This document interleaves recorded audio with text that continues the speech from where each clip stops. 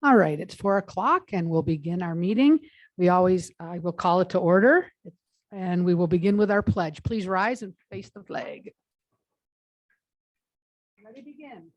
I pledge allegiance to the flag of the United States of America and to the republic for which it stands, one nation, under God, indivisible, with liberty and justice for all. Thank you. The first thing is approval of a flexible agenda. Second. So motion was made by Rob to approve a flexible agenda. It was seconded by Carrie. Is there any public comment on it? Seeing none, we'll go ahead and take a vote. All those in favor say aye. Aye. Anyone opposed? We are missing one of our board members tonight, Doug Engelkirk. So the motion passes 6-0. Thank you. President Gilkerson, I would ask that we consider moving agenda item number 18 up to number 9 tonight, if you would so do. Okay. Do we need to make a motion? No, we'll go ahead and do that because we did the flexible. Okay, great. Number 2 is our consent item. Information concerning the following consent items has been forwarded to each board member. And so unless somebody wants something pulled, does anyone want anything pulled from the consent? Seeing none, would someone like to make a motion? Okay. Thank you. So motion was made by trustee Chichester, seconded by trustee Magnata. Is there any public comment on this? Seeing none, we'll go ahead and take a vote. Before you do, I just want to make sure that everyone knows that the enrollment update is in their red folder. All right. Okay. Yes, thank All right. you. I think we got that memo. Okay. Thanks. Okay. We'll go ahead and take a vote. All those in favor, say aye. Aye. Anyone opposed? Motion passes 6-0. Thank you. Okay, we'll move on to item number 3, which is introduction and special recognition. Superintendent Lewis, I believe this is you. It is. I would like to call Montana Hammond up to the front. You can stand right there. So that everyone can hear me. I'm going to speak into the mic. All right, come stand by you, Montana. So Dr. F. Gregory Betts was the superintendent of schools for Douglas County from 1979 to 1992. During his leadership, he began the first professional development center and was a staunch believer in the power of continuous improvement for teachers and instructional leaders. Upon Dr. Betts' passing, his family began the Dr. F. Gregory Betts Education Foundation Honorarium Scholarship to support the efforts of DCSD employees who are working toward the attainment of either a doctorate or master's degree in curriculum and instruction, or for classified employees who are working on a teacher certification or improving their professional skills. The honorarium has been awarded annually. This year's recipient, Montana Hammond, is a previous recipient of the scholarship and continues to be an asset to our school district. Ms. Hammond has been a DCSD teacher since 2004. She taught her first 11 years at Carson Valley Middle School and has since been a teacher at Douglas High School. Ms. Hammond completed her master's degree through the American College of Education in Technology in secondary education with a distance learning focus. She is committed to epic learning and being a leader in 21st century. And I believe I have to go back because I think I shortchanged you a lot of years by saying only 11 years, didn't I? 19th. I knew that. The reason I knew that is Montana came when I was administrator at Carson Valley Middle School. So I apologize, Montana. It didn't sound right. So on behalf of the Betts family, Doris is unable to be with us tonight, and she asked me to present this, and to also say congratulations. So on behalf of the Betts family, I'm honored to present this scholarship to Miss Montana Hammond.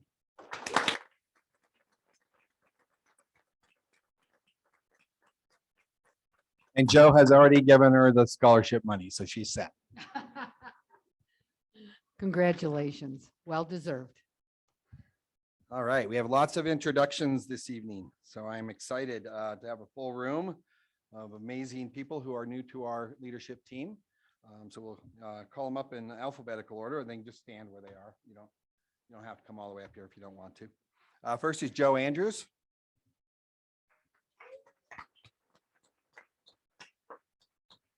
Joe Andrews has been hired at Douglas High School to fill the new dean position as a teacher on special assignment. Mr. Andrews attended C.C. Manili and Scarsdale Elementary School, Powaloo Middle School, and is a 2000 graduate of Douglas High School. Prior to the 2005-06 school year, Joe was hired as a math teacher at Douglas High School, where he has taught and coached for the past 17 years. For the 2021-22 school year, Joe served as the math department chair.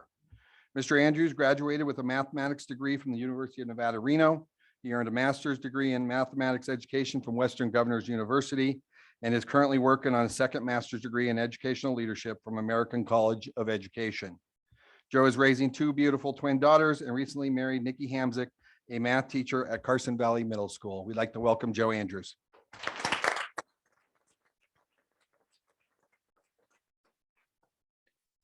Alicia Braxma. Alicia has been hired at Douglas High School as an assistant principal. Alicia was hired in the Douglas County School District prior to the 2021-22 school year, serving as an English teacher at George Whittle High School. Prior to her arrival in DCSD, Alicia worked for 14 years in the Azusa Unified School District as a PDC trainer, interim director of communications, and an English teacher. Ms. Braxma is a former entertainment producer and host, and she serves as an adjunct professor teaching public communication and broadcast journalism. From Azusa Pacific University, Alicia earned a bachelor's degree in communication with a minor in physical therapy and a master's degree in curriculum and instruction and educational leadership. Alicia and her husband, Aaron, are excited to have broken ground on a new home in the Jobs Peak area.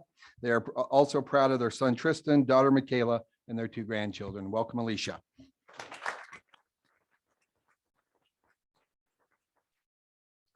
Amy Carter.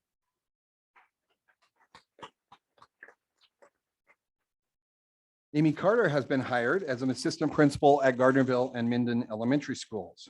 For the past 3 years, Ms. Carter has served as a fifth grade teacher at Minden Elementary, and she also survived 1 year teaching kindergarten at the same school. Amy has taught in 4 states and 5 school districts during her career, a career that has seen stops in Washington, California, Oregon, and now Nevada. Amy has been an active member of the DCSD Aspiring Administrators Program for the past several years. Prior to her teaching career, Amy was a standout softball player at Bowling Green University, where she earned Mid-American Conference First Team All-Conference and Second Team All-Region honors.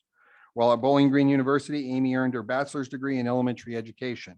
She has also earned a master's degree in education from Washington State University and another master's degree in education administration from Nova Southeast University in Florida. Ms. Carter is married to her husband, Joel, and she has 2 teenage children, Izzy and Zuzu, who attend Douglas County schools. Ms. Amy Carter.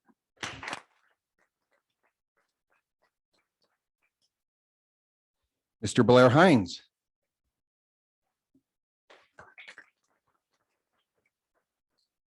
Blair has been hired as DCSD's new transportation coordinator. Blair is a Douglas High School graduate, and while I hate to admit it, as it ages me, he is a former student of mine at C.C. Manili Elementary School. Blair began working for Douglas County School District as a bus driver in 2016, and he served as both a driver and driver trainer during the past 6 years. Prior to coming to DCSD, Blair was the owner of DR Enterprise, which was a local landscaping company. Blair has attended Western Nevada College, and he has received training to become an aviation pilot through Flying Start Aero. Rightly so, Blair is extremely proud of his work with Big Brothers Big Sisters of Northern Nevada and the Make-A-Wish Foundation. Blair Heinz.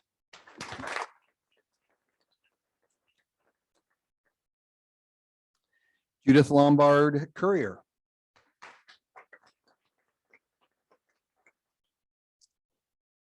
Judith Lombard Courier, I will get that quicker, believe me, has been hired as an assistant principal at Douglas High School. Judith will be coming to Douglas County School District after 8 years in the Washoe County School District, where she served as a lead facilitator at the Gate Institute, which was a partnership program between the Department of Gifted and Talented Education and Hug High School. Prior to her time in Washoe County, Ms. Lombard Courier served as an individual resource coordinator at Lake Tahoe School, a family consultant educators guild consultant at the Davidson Institute of Talent Development, a humanities teacher with the Eastern Sierra School District in Bridgeport, and as an English teacher with the West Ada County School District in Meridian, Idaho, and the Humboldt County School District in Winnemucca.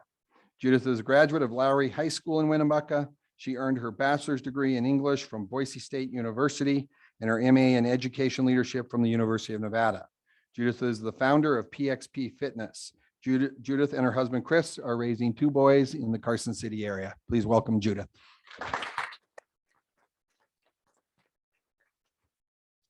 Cheryl Mayfield.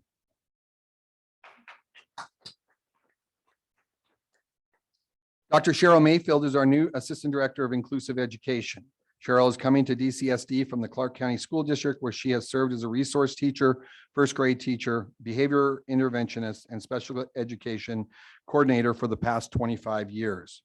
At the time of her departure from CCSD, Cheryl was overseeing the special education programs of 27 schools.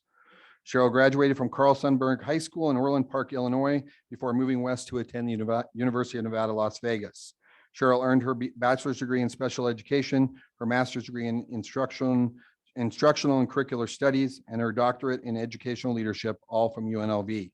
In addition to her duties with Clark County School District, Cheryl also serves as an adjunct instructor at UNLV and Grand Canyon University. Cheryl and her husband, Neil, are raising 2 young boys, James and Trevor. Welcome, Cheryl.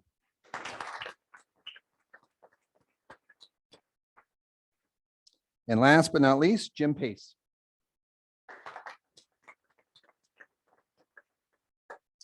Jim Pace will serve as the assistant principal of our Lake schools. Jim comes to DCSD after serving for the past 17 years within the Washoe County School District. During his time in Washoe County, Mr. Pace taught social studies for 4 years at Reno High School before serving 12 years as their athletic director. During the 2021-22 school year, Jim was the dean of students at Galena High School. Jim was a standout football, basketball, and baseball player during his high school times at Reno High School, being named the Northern 3A Baseball Most Valuable Player. Jim played college baseball at UNLV and returned to the school several years later as an assistant baseball coach. Following his college days, Jim played for the Reno Silver Sox in the old Moana Stadium. During his time with the Silver Sox, he accomplished the feat of playing every position on the field during the last game of the 1988 season. It's amazing what you can find on Google, Jim.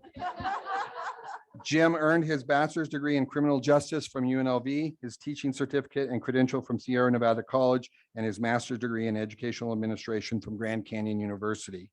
Jim and his wife, Kenna, currently live in Verdi, but are looking forward to spending more time at their home at Lake Tahoe to be closer to our lake schools. Please welcome Jim Pace. And that's all I got. Thank you. On behalf of the board, I'd like to welcome Joe, Alicia, Amy, Blair, Judith, Cheryl, and Jim. We are thrilled to have you with our family here. Thank you. And Okay, I told him it's not rude to leave. no, you don't have to. You don't have to stay.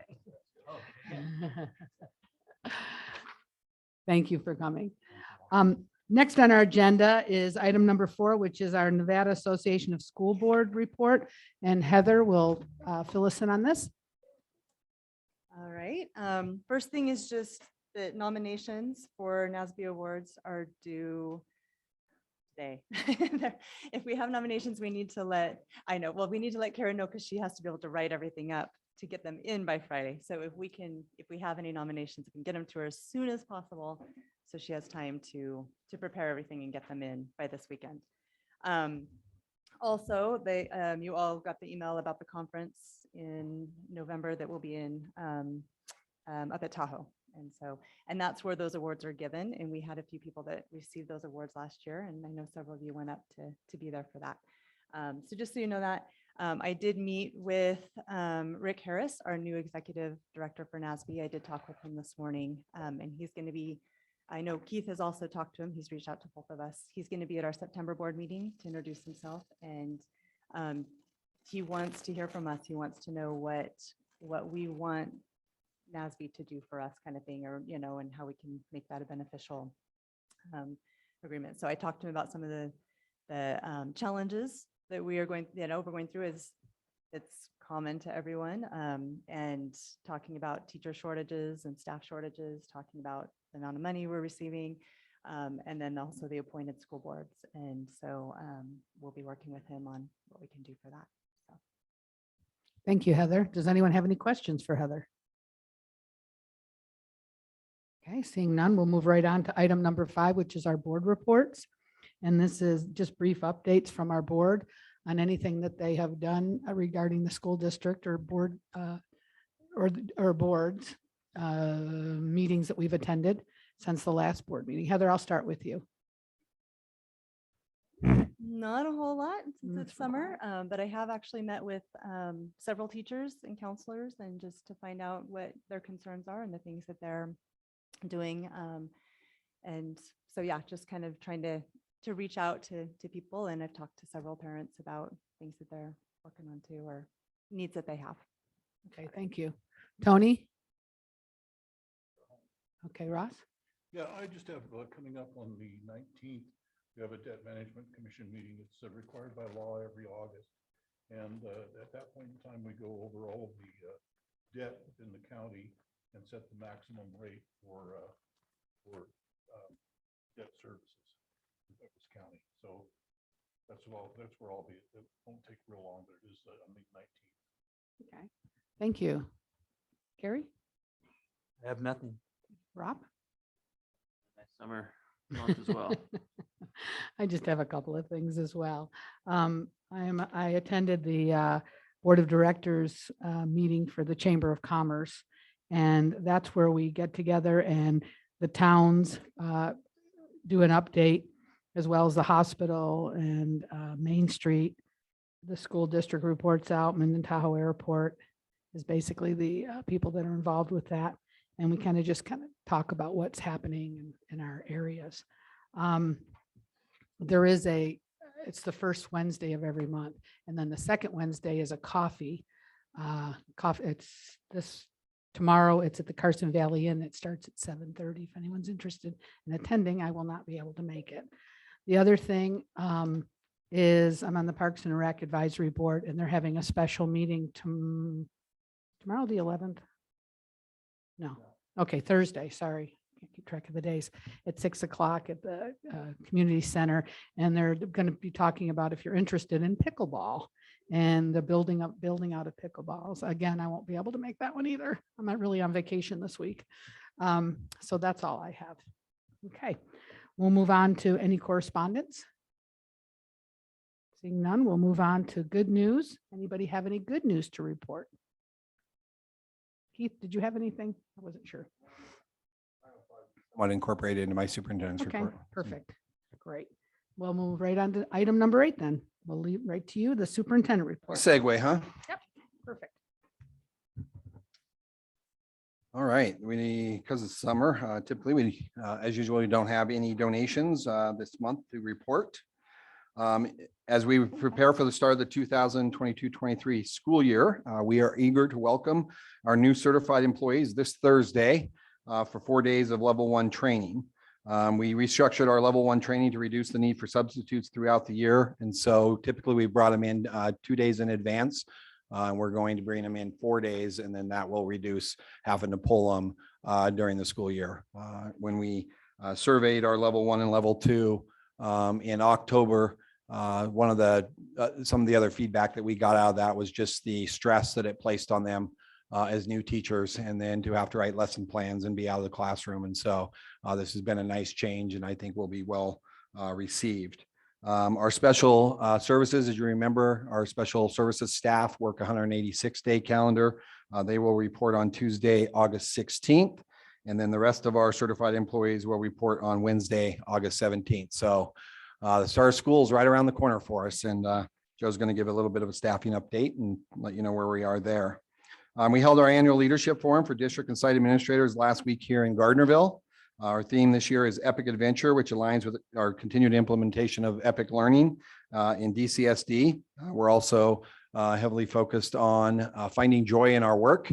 This is a stressful job, no matter what your job is in education. And so we were able during the retreat to float the Truckee River, and we're going to try to do something annually or monthly to get together outside of work and to do something of some kind of adventure. The The forum was a good mixture of training, PLC time, and opportunities to have fun, as I said.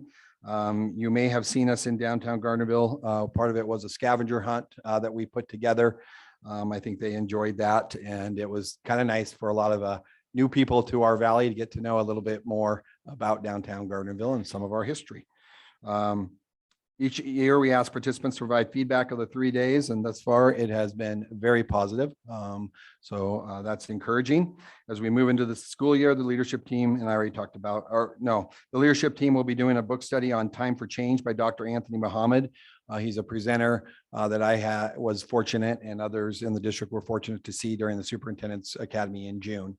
And it really fits in with the change that we're making in the district through Epic Learning and how you manage that change and lead it forward. So we'll continue to do a book study during our leadership sessions throughout the year. We have developed a leadership academy. I'm excited about this for 2022-23 for our current and aspiring administrators. The Leadership Academy will include an extensive training on the Nevada Educator Performance Framework, also known as NEPF, which will include group workshops and classroom observations. This training will be facilitated by Jacks Valley Elementary School Principal Pam Gilmartin. This will be the second year that we've done this part of the academy, and it was very well received last year, and people wanting to do it again just to reinforce what they learned. I will be facilitating the first workshop tomorrow on school culture. I'm really trying to focus on those first few days and getting off on the right start, setting expectations for our students. So hopefully we can have a year of a little less disciplinary measures that were needed last year. Shannon Brown and Leslie Peters will facilitate at least 3 Epic Coffee Connections that will focus on bringing our new administrators up to speed on Epic Learning and DCSD. The final component of the Leadership Academy will be an extensive mentoring program. Each DCSD administrator in their first or second year in a new position have been assigned a mentor in addition to the person who will be evaluating them. And we really feel it's critical that we provide additional support. Our principals are very, very busy, and in some schools they have lots of new, they have a new team. And so we're really going to try to build support around them to ensure their success here in Douglas County. Marketing, we are fortunate to have Estepona Marketing actually provide a presentation to our leadership team at the recent forum. The presentation focused on how they brand their schools and communication, social media strategies that are consistent and reach all stakeholders. We also have been working with Estepona on a branding project for the district, and we will meet soon to discuss a marketing plan moving forward. At the end of the branding project, we will have a guide that will include our logo and variations, color scheme, fonts, sizes, and style variations, and images that reflect our brand. So just really trying to have a more professional look and air of consistency across what we put out. And we're going to be working also with our school sites to do the same, narrowing it down to one mascot logo. If you take Douglas High School, there are how many variations of the tiger being used. And so really kind of working on that professional look for the district. I'm sure most of you are probably driven by Douglas High School, but in case you haven't, I'm happy to report the completion of the parking lot project. I think it looks wonderful. We have also completed the roof project at Scarcelli Elementary School. Looks nice and shiny red, although there was some struggles with blowing sand out in the ranchos that can always create some issues for that project. We completed the handicap lift at Zephyr Cove Elementary School. You may have noticed the roof project on the old playhouse at CVMS that's been completed, and we will now be looking to paint that and freshen that up for curb appeal. And the carpet project at Minden Elementary School was also completed. I don't know if you remember that project, but there was a wreck on the freeway when they were transporting it, and all of our carpet went out on the ground.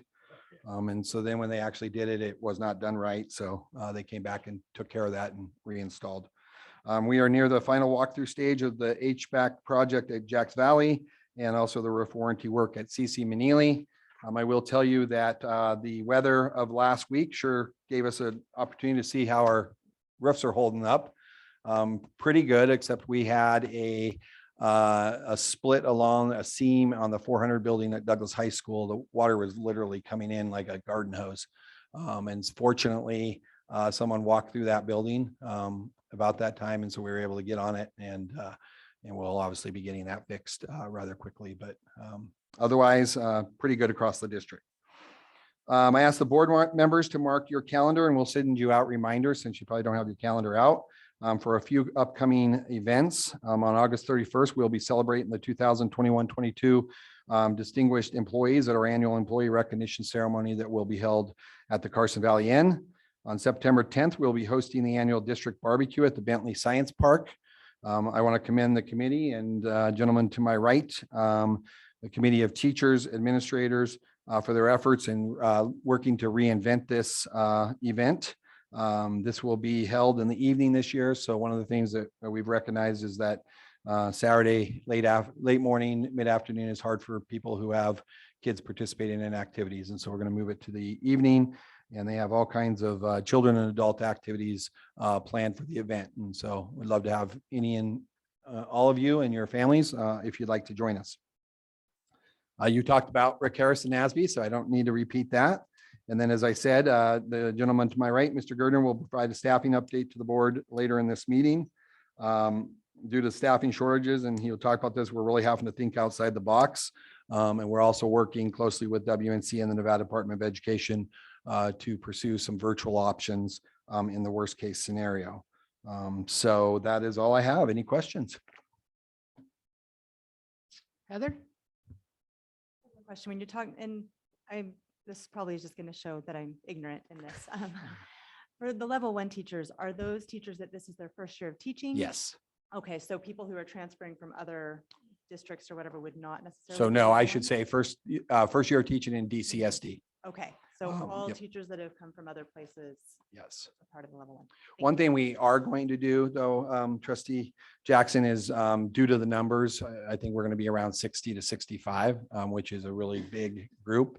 Really looking at those people who come to us with some experience. There are certain parts that obviously we need them to know about what's specific to Douglas County, but then working with site administrators to release them from some of the responsibility to free up more time for those brand new teachers that are coming to us. So we're going to look at that a little bit differently than we have in the past.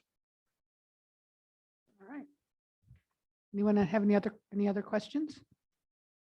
Okay, seeing none, we'll move on to, we're moving. Thank you. Thank you, Superintendent Luce.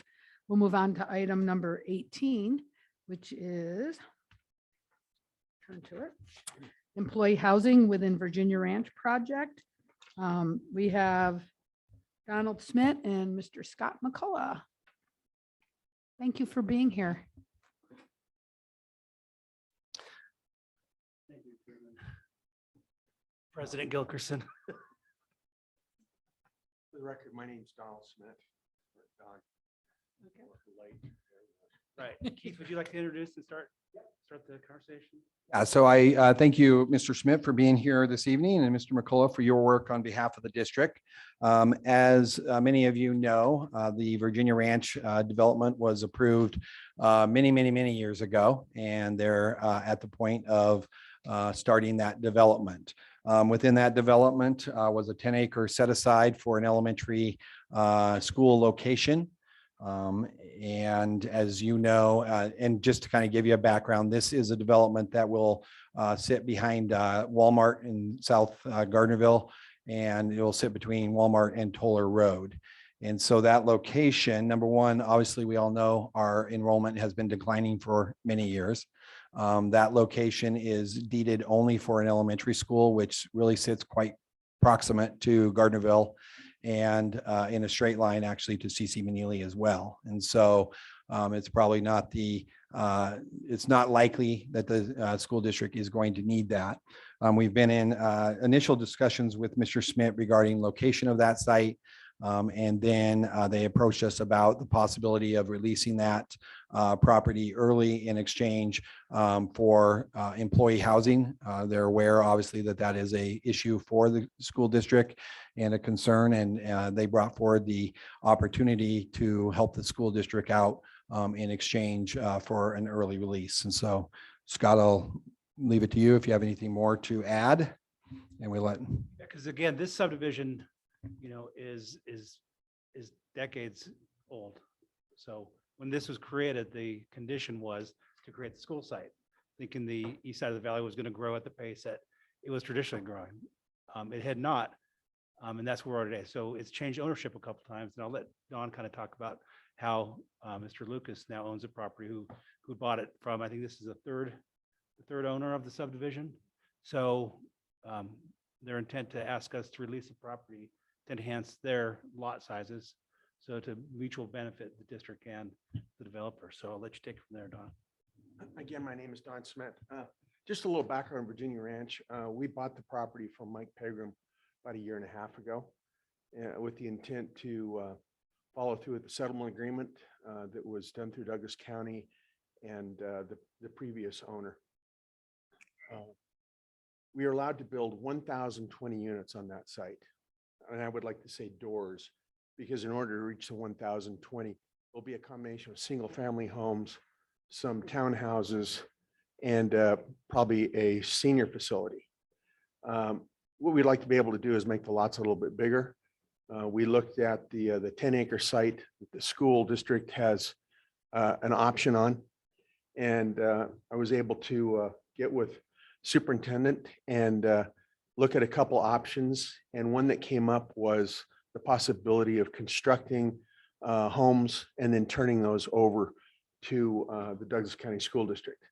Our intention, just so that you know, is, as Scott said, it's decades old.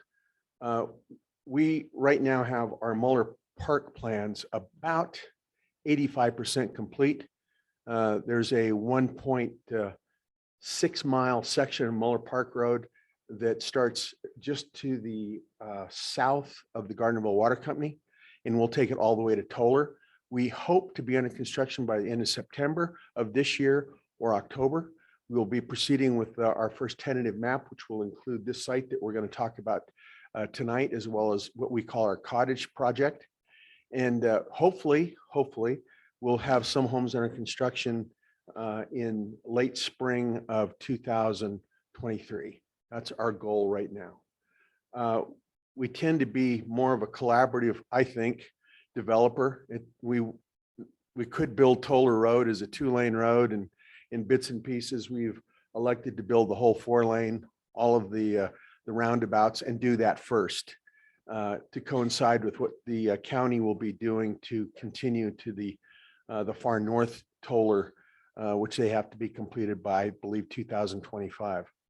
And I can say that road's been needed since I graduated from high school here in 1970. So it will be a nice thing to see come. So I apologize for one thing. I had sent an initial draft proposal to Keith, and Scott had requested an update. Sometimes I'm not the brightest color in the box. And I sent an email off to Scott on August 2nd. I just didn't put the attachment on there. So I brought 10 copies for him, and they can distribute that when we're done. So our intention is to try to work with the district to bring something that might work in teacher recruitment. I'm happy to answer any questions any of you may have. All right. Any questions? So just to clarify the agenda item, tonight I'm just seeking that you give me the permission to move forward in collaboration with our legal counsel to bring back a final proposal to the board that you would approve. So tonight's about whether or not you have an interest in this project and giving me the authority to move it forward with Proctor Hug. We've already had a tentative conversation with Proctor Hug, who is out of our law firm and handles the real estate aspects of this. So. Trustee Lehman? Yeah, I just want to say that I've chatted a little bit with Keith about this and with Mr. Smith. I think this is unique, out of the box thinking in a world when we have a hard time recruiting teachers. If we needed that land, then we would keep the land. It should also be noted, just to make sure it's clear to everybody, that land is not free to us. It's dedicated. If we weren't to do this, it's dedicated for us. And if we wanted it, at that point, we would have to take fair market value. So it's not like we're giving up land here. With our understanding understanding of where students are coming from. Decision to pursue this. I have a question, and I'm sorry because I don't understand building and all of that. You said in the beginning that there would be 1,020 doors. And so is there still in this project and that 8 doors are ours? Is that what it is? 8, Okay. and I will tell you, the first 8 doors that are built there will be for the school district and Okay. turned over. The very first 8 Okay. will be turned over to you. All right. So I that wasn't sure. maybe next year you'll be able to Use that have as, some help. sure. And they're Okay. not affordable. There's no such thing as affordable housing. We like to use the word attainable. Okay. And then we would hire somebody then to take care of the details of, Yeah, those are all details that we will work out in Okay. the coming time, but initially on the surface, we would probably look for a property manager to manage that. okay, That would take us out of making difficult decisions over what 7 get those houses. And we are also, in initial conversations, there's about 4 other school districts in the state that have employee housing. And so we're securing some of their leases and talking to them about lessons learned and things to think about, and then agreements. And again, we'll utilize Proctor Hug out of the legal counsel to guide us. This is his specialty area. okay, thank you. I do have one comment. It will be a series of phases that go in here, but each phase will have a homeowners association. The main that you'll have to do will be on the building itself, but all front yards, common spaces will be done through a homeowners association too. So that takes a little pressure off the school district as well. Okay. All right. Can I ask Heather? a couple questions? Sure. I feel like Linda, I don't feel like I know a whole lot of what's going on. So I just want to ask a few questions. So would we be purchasing these homes from you once they are built, or are they being built and then donated to us? We're going to Okay. give those to you. Okay. And No then money. there wouldn't be the homeowners fees, then that would also be a donation? Well, or the would we be homeowners paying- association fees, unfortunately, once you own the homes, you would have to, Okay, deal would with the have homeowners those. association and whatever those fees are. right. To give you an example, I'm doing a project like this right now in Carson City behind Kohl's. And in fact, it's the same house. And our homeowners fees are right around $50 a month. So again, we're not trying to get rich off of. And I don't have anything to do with the homeowners. That's just how our system was set up. So, But we will have rental, obviously we'll have rental income coming in Right. for that. Yeah. Right, okay. I've seen those homes and I've wondered about those. That's interesting that those. It's called that's what- Whoville. Whoville. I love it. All right. Trustee Kangas? So, not necessarily for you guys, but to the Superintendent Lewis would be information. You said there were 4 districts in the state of Nevada that are already. Yeah, that have mean, some is that- sort yeah, of okay. rentals. Yeah, and that would like, more information on how they manage that and the who gets what and the process to choose and the exact purpose they would be for. I can do that. All right. Any other questions? I have one last comment. Sure. Sometimes when you walk the walk, you want to be able to share that. I did this similar type of a setup in Humboldt County. Geez, I hate to be able to say this, like 30 years ago. And we had a real tough time keeping teachers. They want to get up there, get their 2 years experience, and they want to come here to teach, and get away. So we came up with a system up in Humboldt County, and I'm so happy to be able to say that I had first-year teachers that I became friends with. Some of you might know who an Eddie Booth was from Hug High School. Eddie came up there. Eddie stayed, became an assistant superintendent. Homes that we did for people that we turned over to them became principals, superintendents, and their kids were raised there, and they grew roots and they stayed. So it's just trying to come up, and it's very difficult in Douglas County, Carson City, because of the cost of housing. Let's send them to Dayton, and that's not cheap either. So it's nice to be able to see them stay here and watch their kids come here. So hope this is a start. We're doing 8 of these cottage types for you, but in total, we should have around 110 that we hope to build within the 1,020 units. So hopefully that'll help. All right, thank you. Any other questions? If not, oh, I Heather? just ahead. want to comment that I think this is a serious problem we're having, that we're losing teachers, or when we find a good teacher that they're finding somewhere else to live that is more affordable. I totally understand that. And I feel like this is a good, a good thing to, I wonder how many we don't get because if they can't find housing. right. And I'm sure that's Because a everybody wants to problem. live here. Yes, everybody wants to live here, and that's true. All right, anything else? All right, so we'll go ahead and what we're asking is someone make a recommendation. I'll go ahead and do that. I make a recommendation, the board grant Superintendent Lewis the authority in collaboration with the district legal counsel to secure an agreement for a property exchange with Mr. Stan Lucas that would be brought back to the board for final. Okay, a motion was made. Second, so motion was made by trustee Chichester, seconded by trustee Lehman. Before we take a vote, is there any public comment on this item? Seeing none, we'll go ahead and vote. All those in favor say aye. Aye. Aye. Anyone opposed? Motion passes 6-0. Thank you, gentlemen, very Yeah, I would much. like, Don, This thank is- you. And Scott, thank you as This well. is I appreciate it. exciting. Thank you. All right, we're going to move on now to item number 9, the IT report from Mr. Enter.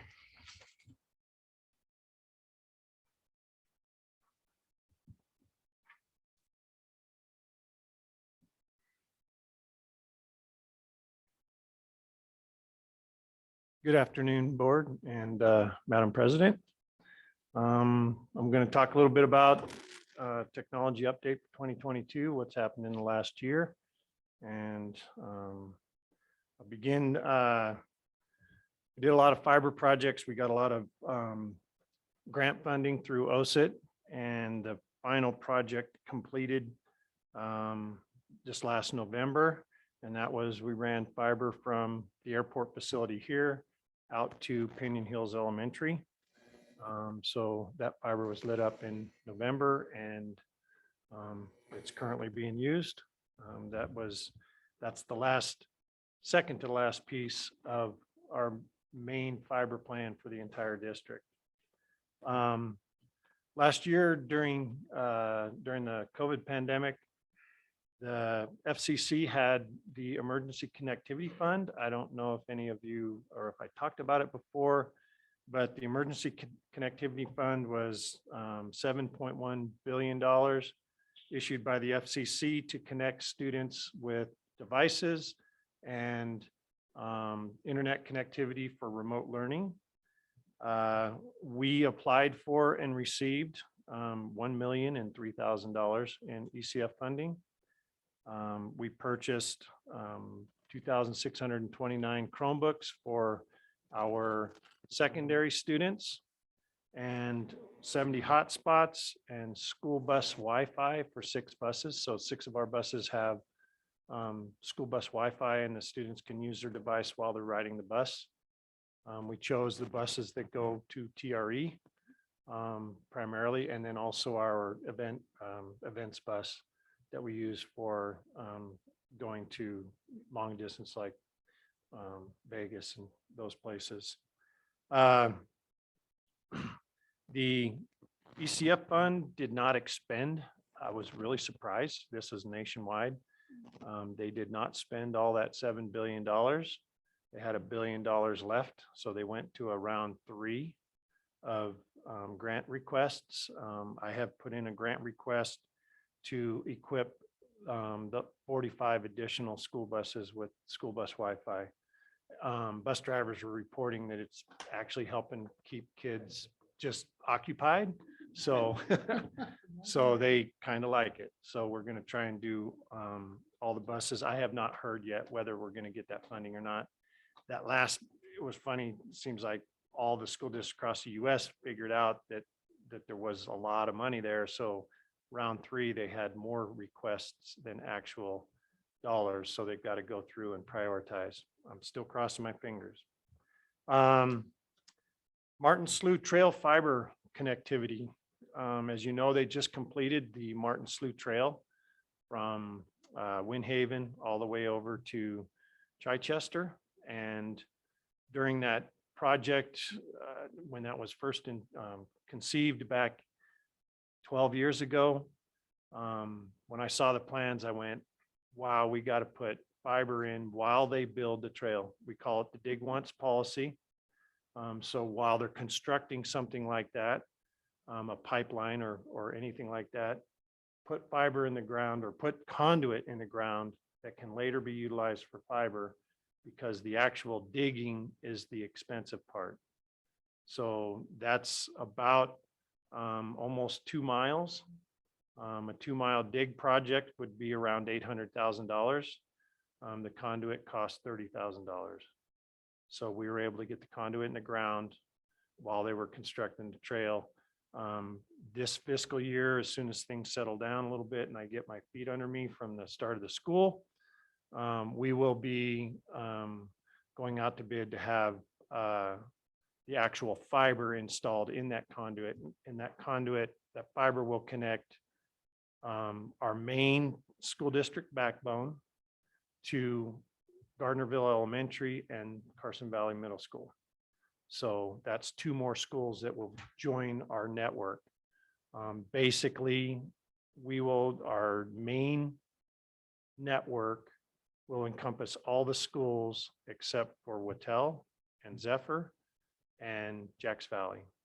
So we basically have really, really good connectivity to all those schools. Jacks and Zephyr Cove and Wattell, we connect those schools through the E-rate program through the FCC, so we get discounted connections out there. Their connections are fast and adequate. It's just the rest of the district has really, really fast and really, really adequate bandwidth. Student device availability. One of the things with the Chromebook devices, they have what they call, it's called an auto update expiration date. So Chromebooks are updated automatically through Google.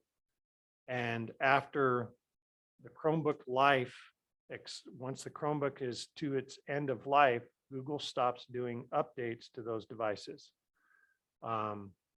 Generally, when I purchase a device, I try to make sure that it's going to have a minimum of 6 years of updates. This year in June, 3,500 roughly of our devices went what we call end of update. But because we were able to get that money from the ECF fund, we were able to replace a big chunk of our Chromebook fleet. So those devices are all going out to recycle, and we brought in the new ECF devices. The ECF devices replaced another subset of our fleet. Those devices are going to our K4 kids to take home and leave at home. So in a nutshell, the secondary students, 5th through 12th, all have a device that they take home every day, bring back to school. K4 students have a device that's in the classroom in a cart. K4 students also have what we call a surplus device, which is one that we've used for 4 years, and now we're kind of pushing it down the tree a little bit. They will take that device home and leave it at home to be able to utilize that device at home. We don't expect the K4 kids to be bringing devices back and forth to school. So effectively, our kids are able to use a district device at home and at school every day. One thing that I didn't put on here, because we just finished it today, was we installed 149 panels like this one here on the wall in 149 of our classrooms, district-wide K-12. So elementary schools, middle schools, high schools all got panels. We still have a few to go as far as making sure every room has the technology into it. But that was a big project this summer, 149 panels. It takes about 3 hours to mount one of those on the wall and get it all set up. So you can imagine the time that went into that project. That was a big project. Other than that, does anybody have any questions for me? Any questions, Heather? Yeah, I just, because you talked about this was the, let's see, when Pinion Hills got the fiber optics, but then that was the second to the last piece. Is the last piece getting it to Gardnerville and CVMS? Correct, correct. Okay. So conduits in the ground. Now we just have to they put the fiber in and connect the fiber, and then those two schools are connected. So Jacks Valley, Whittle, and Zephyr are just going to continue, Right. like, I mean, I guess we couldn't get fiber all the way. Yeah, up to Wake and- the job, the run from Jacks out to Jacks Valley came in at about 600,000, and we just didn't have the money. The OSIT, Office of Science, Innovation, and Technology, they were the ones that funded several of our prior projects. Right. And that was one that was just too much. But we did run our own fiber between Wattel and Zephyr. Okay. So we have one connection that goes to the lake, and that's a Spectrum internet. Uh-huh. And then Spectrum also has the connection out to Jacks Valley. And both of those are, I mean, very, very functional, and it has the bandwidth that we require for the kids. It has that bandwidth. Yeah. Any other questions? No. John, just real quickly, can you give a Cliff Notes version of E-rate and free and reduced lunch and how that's impacted us over these last couple of years? Okay, yes. Cliff Notes version is fine. Cliff Note version. E-rate, we get discounted. So I'll just use a quick internet connection costs $1,000. E-rate pays us 70% of that. We get reimbursed. We pay 30%. That discount rate is based on our free and reduced lunch count. Okay, so every district across the nation has different free and reduced levels. Lyon County is reimbursed at 90%. So you can just kind of judge that. The issue right now is that during COVID, all school lunches were free to all kids. Right. This has impacted the number of parents that actually apply for and receive free and reduced lunch. Because especially some parents don't like to put that financial information out there, or they just don't want to be tracked, or whatever the reason is. So our free and reduced lunch numbers are going down. So that means that our discount rate could be affected by that. The FCC is fully aware of it because the FCC controls the E-rate or administers E-rate. They're fully aware of it, and I haven't heard yet what the FCC is gonna do. I think they're kind of waiting to see how much of an impact it is, but that's a concern that we have as far as and I think lunches are free again this year, right? Yeah. So I mean, I thoroughly love seeing free lunches. And but so they may have to rework the E-rate program. Right now, they're basing our E-rate numbers on 2 years ago, or our free and reduced numbers from 2 years ago. John, I just want to tell you that, wow, you're so forward thinking with this fiber optics and with the trail and putting that in early and the money that it saved us. That is congratulations and thank you so much for that. Yeah, and that was the town of Gardnerville, Mhm. the county, and the school district Yeah. all had that plan or that idea. We want this to happen. That was So, awesome. That's great. can I add one thing? Sure. August 20th is the dedication for Right. that trail. Mhm. I don't know if anybody wants to attend, but it's at right there in Minden at the new Seaman Pond. Mhm. Is the Yeah. dedication. So And it'll be nice. I Yeah. think they have other sorry. things going along with it. Also, you said you installed 149 panels in the classrooms K through 12. Are we still installing panels, or is that it? Are we done, or where are we at? We installed panels in every teaching space Okay. that there was an assigned teacher. Okay. as you know, our numbers are being reduced. I don't want to install panels in classrooms that Sure. are not going to be used. Right. So there are some requests out there for flex classrooms that'll be used for Mhm. different things that don't have an quote assigned teacher to it, like a STEM lab or something like that. Sure. Those, we're going to go back and work on getting those equipped. But my main goal this time was all teachers have a panel in their primary classroom.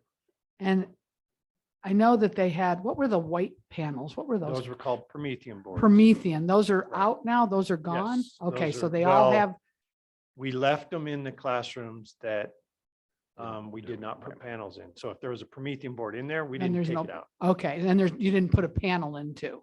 Right. Okay, We that's took what I the was wondering. Promethean out where we did put a panel, but we left the Okay. Promethean in if we didn't put a panel. And the panels, because I am not a technology person, is there a training, where you have to be trained on the panels or They're what? functionally almost exactly like the Promethean panels, Okay, except they don't have the projector. okay, They're an actual LCD. Okay.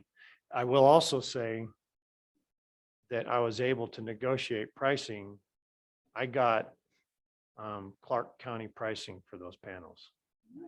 Clark County bought $20 million worth of those panels, wow, and I got their price. So good job. Another good job. John is, Yeah, we stick John on him when we that's want good awesome. deals. So, and just Linda, on that note, the nice thing will be that teachers who have developed lessons that were, they used on the Promethean board, that will be seamless. So it was not dependent on the Promethean board. They will be able to use those and not have to recreate. Okay. Ross? Yes. Yeah, Promethean boards, they've been there 20, 25 Long years. They're time. dinosaurs, yep. They're Very actually- long time. they're actually 12 years, What, 12 years? 12 years. It seems like forever. Oh, you got to turn your, no, you talk into your mic. Okay. Oh, I'm sorry. But yeah, they've been there forever, you know?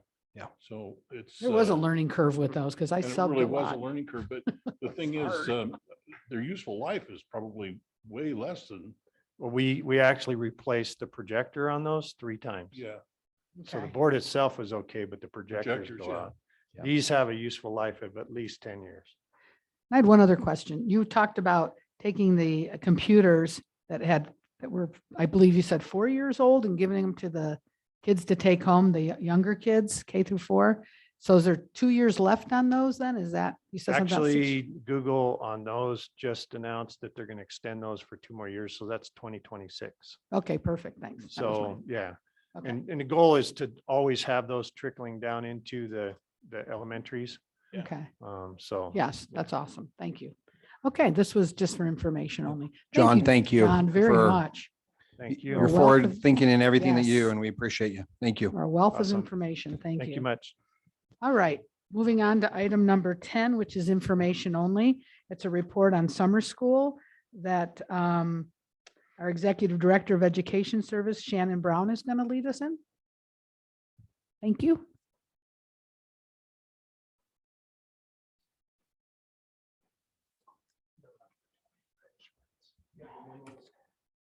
Yeah. Yes, we do.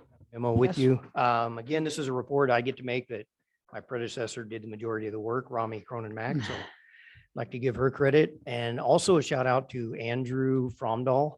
This was his first year being the administrator at summer school, and the teachers and students just sang his praises the entire time. He's super organized, built great relationships with kids. He did a little team building thing I saw on the first day where he picked a kid out of the audience and challenged him to shoot a basket. And he had 3 choices: up close, and he chose the furthest one back from half court. And because if he shot it from half court and made it, Andrew had to buy donuts for the entire summer school. And on his third, he almost made it on his first shot, and he made it on his third shot. Oh So my it cost gosh. Andrew about 200 donuts at Walmart on the first Thursday of summer Salary, school. there it went to the donuts. But Oh, that's I- awesome. like I said, I haven't dealt with summer school before, but this one, from all the feedback we've got, was hugely successful.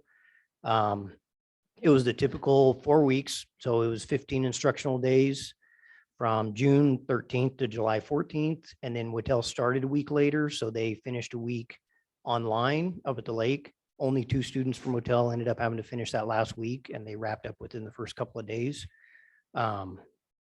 They went Monday through Thursday from 8 to noon and used Edgenuity as our online program. We had certified teachers. There was 15 classroom teachers, 1 counselor, the administrator, there was 1 special ed teacher, an IEP aide, and for the first time, we had 2 social work interns, and we're going to make that recommendation that we keep that. I'd like to thank Sandy Granucci. She was one of them. And the name of the other one is escaping me right now. April. So they did internships and they were working their tails off. They were hopping, keeping kids, because that's a struggling population. All those kids are credit deficient for a reason. So they were able to support that whole population in there. So we started off, there were 34 different semester courses that were taught. 193 students were originally enrolled. For one reason or another, 25 either did not attend or complete or earn credits. I think it was about 15 that didn't attend and 7 that ended up leaving during the course of the work.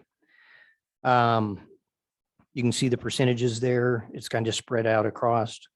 30% of the students who attended were enrolled in a math class, 57 were enrolled in an English, and 168 of those students recovered credit, with 225 secondary credits total recovered. There was 1 student that recovered 4 credits over the course of those 15 days. So they did a great job. A lot of kids getting 2 credits, some kids getting 3. So they did an amazing job, and a lot of appreciation to our teachers that came out and worked for the summer to support them. Any questions for me? Does anyone have any questions? I do, if nobody else does. Do you, and I know we didn't do summer school last year, did we do summer school? Okay. Do we have a comparison between last year and this year? Or is it fair to compare last year from this year possibly? I'm sure I could get the report to compare it and just take a look at it and put last year's report next to this year's. Okay. It just sounded, this year sounded very, this year?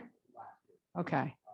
Remember, Rami reported that we had record credit attainment, that we had record academic failure with online and kids not being engaged. Okay. And So there was okay. yeah, Got that. I'm Yeah. trying to compare apples to Yeah. apples and we it's can't. really do hard that to do right with now. Yeah, maybe next year, because I was just also wondering if having the social workers there too helped keep the kids in summer school possibly as well. I think That's so. where I was coming with from that.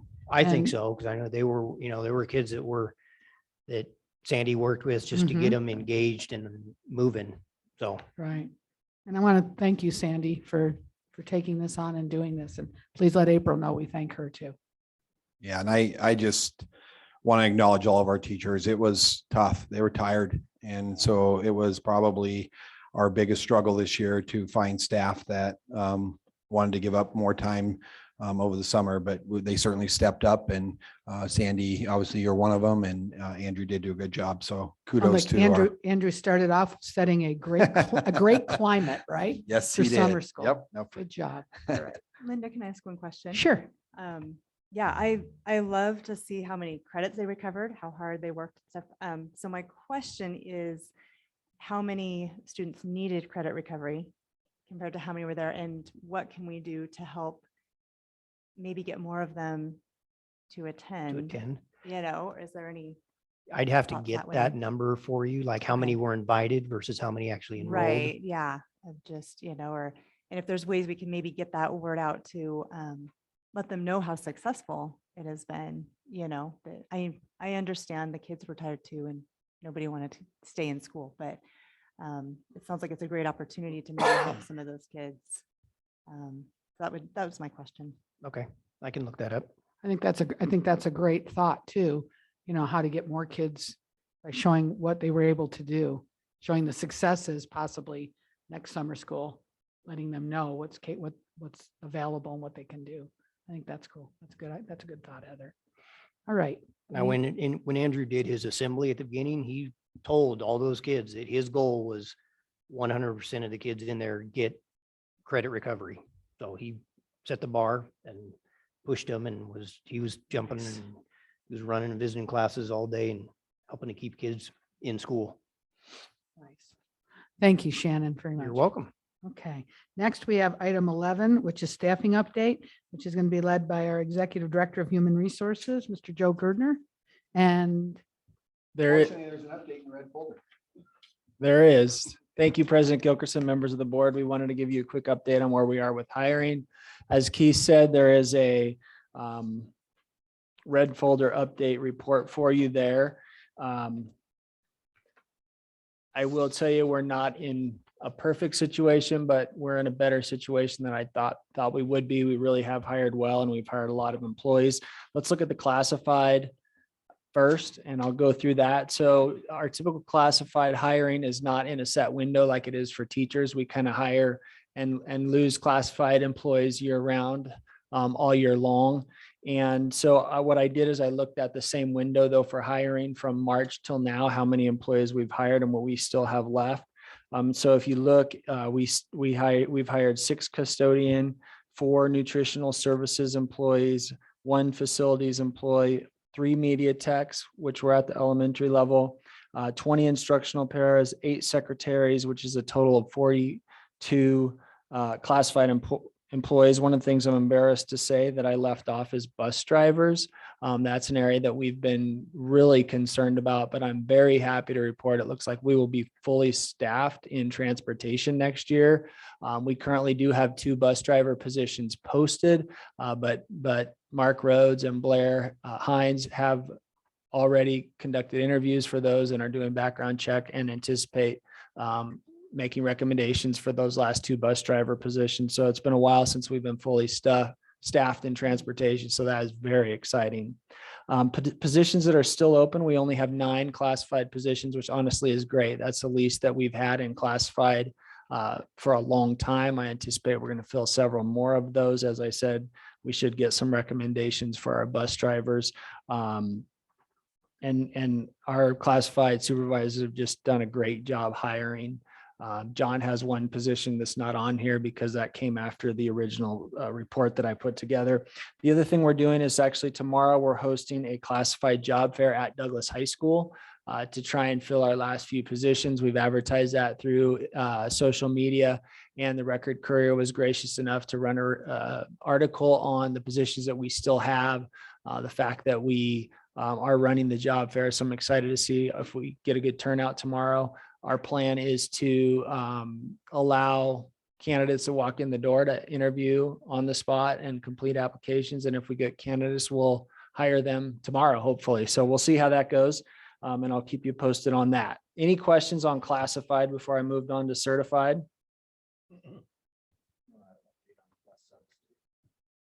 Oh yeah, thank you, Keith. The other thing, we estimate that we need about 10 sub bus drivers to cover the needs throughout the school year. We've not had that many for a number of years, and Mark and Blair have been able to hire, not all this year, but we have 12 current sub drivers right now. One of those would be Brian Linford. But yeah, that's exciting. We're in a good spot for transportation, and honestly, pretty good for all of our classified positions. Obviously, we're still trying to hire those 9 and hopefully we get that done. But as far as classified, we're in a pretty good spot right now. As far as certified go, it's been a record year as far as hiring go. We've hired a total of 83 new certified employees to the district. That's 67 certified teachers.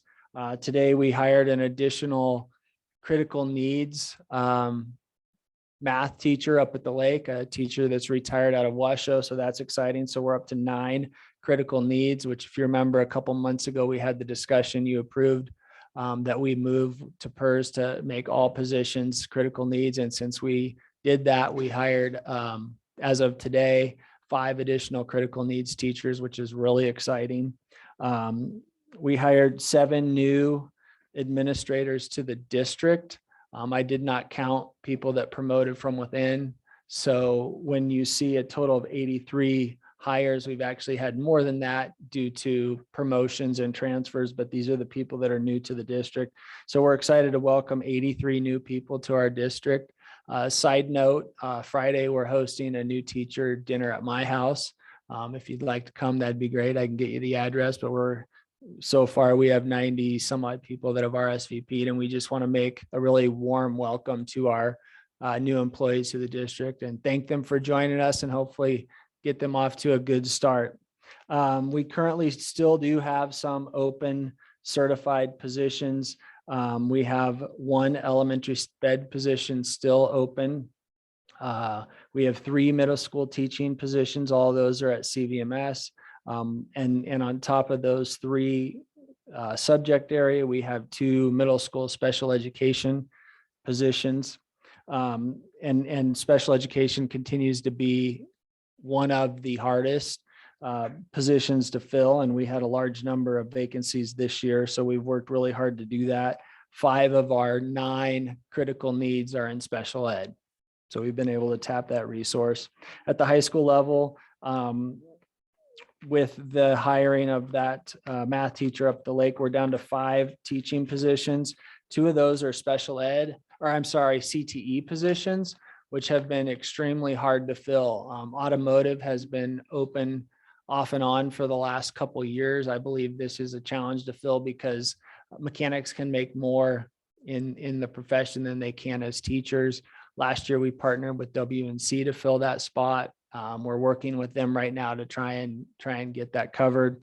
Our ag teacher resigned last week, which is another very hard position to fill. We do have some leads on that. We have someone who's volunteered to fill it as a long-term sub, and that person has a background knowledge in it, so it's actually a good fit. Another 3 positions we're worried about is high school counselor. We have 2 at Douglas, 1 at Whittle. We're thinking out of the box about how to cover those positions. And what we have to consider is teacher licensure.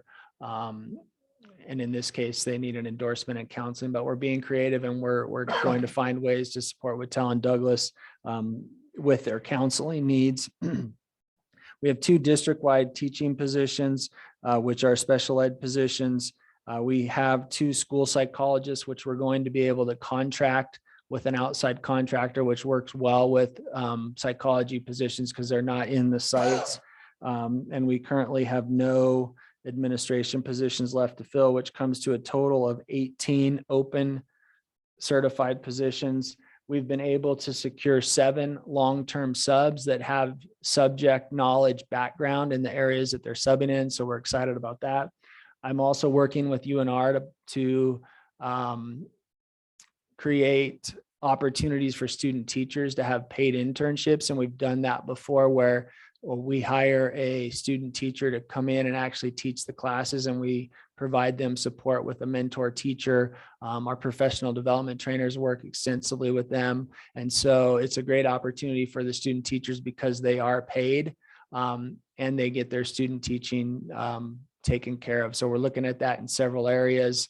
It hasn't been totally finalized, but I believe we're going to get a math teacher out of that for sure, and potentially an ag teacher. There's several ag teachers at UNR that we are approaching about a paid internship. So we have a ways to go to fill every position, but we're a lot closer than I thought we would be. And I'm excited about that, but still know we have some work to do. Any questions? Does anyone have any questions for Joe? Heather? So you said in the past that you've done the paid internships, and I just wanted to know, did that help them in staying here and securing a job once they got through that? Like, does that help bring people into our school district, and do they stay, or do they normally, what have you seen? It has. I've been involved with, I think, 3 of them. I think 2 of the 3 are still with us. Okay. Yeah, so thanks, Keith. What we do is if say first semester, they need to complete their student teaching, and we put them through an interview before we put them in the classroom in the paid internship. If we feel good about them, we commit to them that if you do a paid internship and teach this class while you're student teaching, we will give you a contract when you're done student teaching and get your license. So the minute they're licensed, we give them a full contract and put them right to work as a full-time teacher for us, which they appreciate because otherwise a lot of times mid-semester they have to sub and not have a full-time job. Right. Okay. Okay. And then I would just like to say our administrators and classified supervisors have worked really hard this year. I created this report last week. Administrators got out, I created this Tuesday. Administrators got out of forum Wednesday night. Since Thursday morning, they've hired now 12 people. So they're working really hard to get these filled. Nice. Good job, Joe. Trustee Kangas? Certainly hope that all the special ed positions are filled, but alternatives if we fail for filling those positions. There's not great alternatives, but some of the things we're doing is obviously we'll put long-term subs in there. One of the tricky pieces to that, legally subs can write IEPs, but that is a challenge for them because the legal document, we're looking at finding retirees that might not want to come back and teach, but would help us write the IEPs to make sure they're compliant legally. So to answer your question, we will put a long-term sub in those spots and then provide support for them to write IEP plans. Thank you. Two ladies in the back look extremely stressed. I was also wondering at one point, you had mentioned, I don't remember when this was, but like job sharing with maybe Carson City or something like that. Has anything ever come out of that? So Jeannie's explored that, and it's something that I think she has a meeting scheduled with Carson City. And we don't have anything in place at this time, but it is something we're exploring for some Remember of just the talking about it at specialty. one point. Yeah. Okay, thank you. Any other questions? So this was for information only. Thank you, Thank you. Joe. All right, we'll move on to item number 12, which is the Douglas County School District Safety Presentation. And this is going to be given by Superintendent Lewis and Executive Director of Education Services, Shannon Brown. Some clip note too. What's that? So is this clip note too? Would you like it to be? Oh, you know me. So this is an agenda item that trustee Magnata had requested last month. And so Shannon is known as Mr. Delegated too. And so I told him I would take this off his plate to put it together, but he does oversee our safety. He and Leslie, our safety program in the district. So he might be able to answer some questions, but you know, I wish I could sit here as a superintendent and say, boy, we've done all this and I can guarantee nothing will ever happen at a Douglas County school. We all know I can never make that guarantee, but as I put this together, I did have a sense of pride of all the things that we've done, all the things that this board has prioritized over the years to improve safety. Unfortunately, we continue across this country to have learning experiences.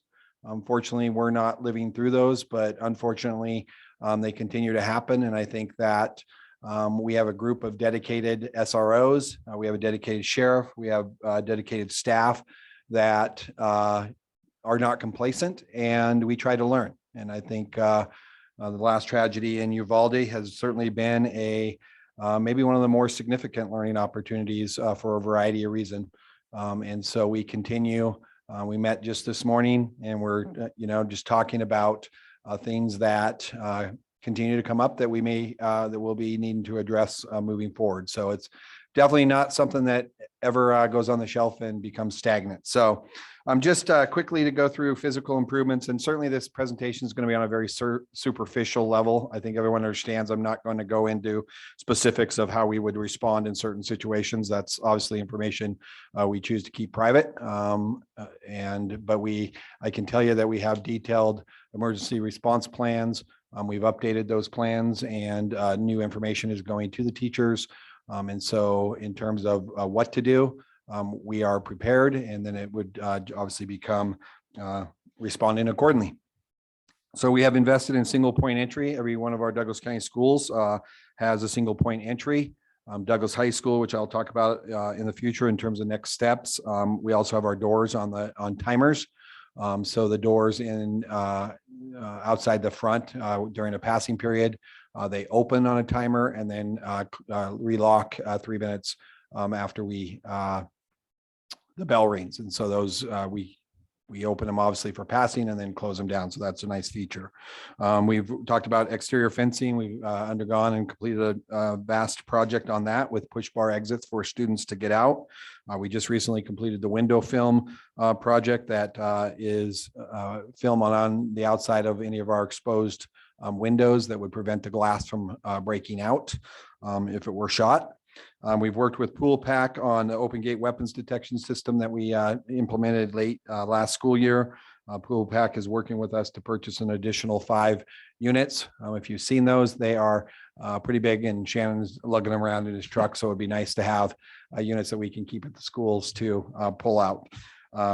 We are also our plan is to implement those more at events, including meetings such as school board meetings, but also football games and so forth as we move forward in that implementation. We've completed the Primus Key Project. For those of you that don't know what that is, any teacher that has a Douglas County key, if I was a teacher at Douglas High School and for whatever reason was at Carson Valley Middle School and there was a lockdown, I could lock down any classroom in Douglas County with my key, even if I was not a teacher at that school, from the inside. And that was a project the board prioritized to try to keep teachers from having to go out in the hall and lock their doors in an emergency. We're working on an installation of a notification alarm. John is working on purchasing a device that we would have the same alarm district-wide that would signify a lockdown. So again, that consistency that if you found yourself in another building and you heard the alarm, everybody employed with Douglas County would know what that meant and what to do. And so that, we're getting close to implementing that. We have a pretty vast video surveillance system, especially our secondary schools. And we continue to, John's been very responsive in situations where we've needed potentially additional coverage. And then we're working on security door magnets. So working on a plan that that all teachers would have their door locked. One of the issues that we have is kids coming and going, and so this would go over the latch so that if there was ever an emergency, all they'd have to do is open the door and pull the magnet and the door would be locked. And so we're working on implementation of that. I think in terms of partnerships, that's where our safety, the make or break point. I am proud of our relationship with the Douglas County Sheriff's Office. We have Kevin, Deputy Karosich here with us today. I am extremely proud of the 4 individuals who have made it a career to serve our schools and to protect our staff and students, and feel very fortunate of that commitment that we have to our schools. Just so you know, we are going to be changing up a little bit this year. We are going to, in working with the Sheriff's Department, we will have 2 deputies at Douglas High School. Deputy Grant and Deputy Meyer will both be assigned to Douglas just due to the volume of work there at Douglas. And then Kevin is going to be assigned to Carson Valley Middle School, and he will have the feeder schools with Carson Valley Middle School, and then Deputy Kuntz will be assigned to Powelloo and have the feeder schools to that. So there is a little reorganization. Pool Pack has been very instrumental. They are very dedicated to the safety of our schools and have supported us in grants. They support us a lot in just information and background and providing us access to people that are renowned for school safety across the country. And they've worked with Shannon a lot. And then the Pennington Foundation has been have provided grant opportunities for a lot of school safety things that we put in. So I want to acknowledge the Pennington Foundation as well. Safe School Volunteer Program. I will publicly apologize again for not notifying all the board of all the details of that program, but it's we were approached after the Uvalde by a local volunteer who had an interest in helping us create more eyes and ears on our school campuses. Shannon has worked closely with the volunteer, and they've worked closely with Sheriff Coverly. Sheriff Coverly is dedicated. He's going to purchase radios for the program. We will be purchasing identifiable vests and shirts so that when they're on our campuses, everyone knows who they are. And just really, the question is, and Sheriff Coverly and I are in support of the same, that these are not armed individuals, but they are extra eyes and ears that would be responsible for walking the exteriors to make sure doors are locked. That's certainly a lesson from Uvalde, is that they came through an unlocked exterior door. So to make sure that those doors are locked, they're not getting propped open. We see them as a value to our open weapons detection system, being able to monitor that, and just again, and relationship building. I think that's even the most important, is that, when you develop relationships with kids, you get to know them, and you know if they're starting to act off or not normal. And so we look forward to that. It will probably, well, I can tell you, it's not going to be ready by opening day. There's lots of things that we need to do to ensure that we have properly vetted these individuals to be on our school campus, and training that goes with that. So this is not just something we're going to throw them into the schools and say, have at it. We will, obviously, there'll be a lot of training that we need to go through as well. The Hope Squad, I saw a presentation in Nashville at the National Superintendent's Conference last year. Hope Squad is a peer-to-peer suicidal support. We're all aware of the mental health issues that we have with our youth. And so we're working in conjunction with the Suicide Prevention Network to train, first of all, train our staff, and then we will be training students to be able to recognize and to be able to handle and bring those situations to the proper adult if a peer comes to them with concerns. And so we're excited about that. We're also working with parentguidance.org to support our parents in the mental health issues that we face. Often we have parents who are struggling to raise their kids or to have the right answers. And so we're working with parentguidance.org for a webinar series, and also individual parent coaching.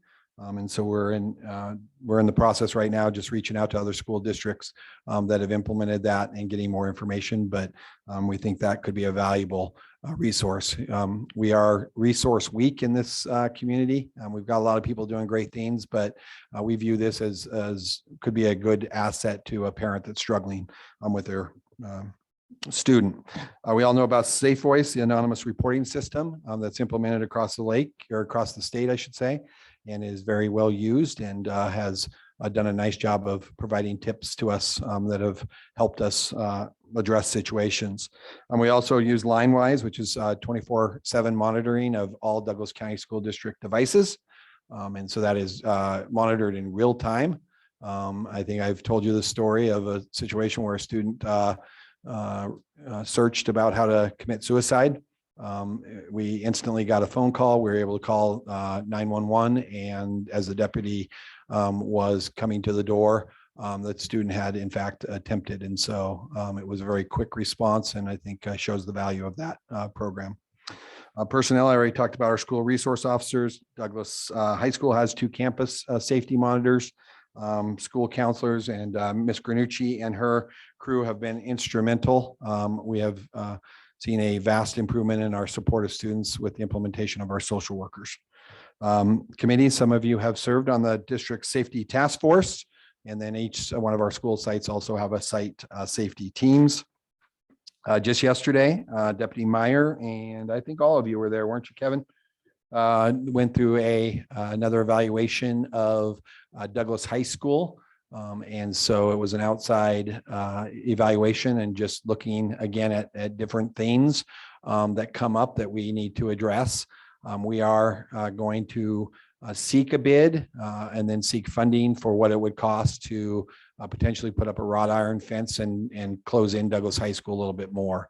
I know the original fencing projects, there was concerns about, we don't want it to look like a prison. But I think that as we've seen more, I think we need to look at that and at least pursue what that might cost. And they certainly have some recommendations for us.